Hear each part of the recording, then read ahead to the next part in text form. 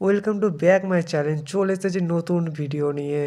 So হঠাৎ করে ইচ্ছা হলো যে তারকেশ্বর বাবার কাছে একটু দর্শন করে আসি। সো কালকে বন্ধুদেরকে অনেকবার করে রিকোয়েস্ট করলাম যে তোরা চ। বাট ওরা গেল না, অনেক কাহিনী শোনালো। তো কী হলো, তো একটা গান আছে না, যদি কেউ ডাক শুনে না আসে তবে তবে একলা চলো রে। সো চলে গেলাম বাবার কাছে। সো চলো যাওয়া যাক, যেতে যেতে তোমাদের সঙ্গে কথা হবে। প্রাকৃতিক দৃশ্য দেখতে দেখতে চলে এলাম সেই তারকেশ্বর বাসস্ট্যান্ড থেকে চলার পথে সেই রাস্তা।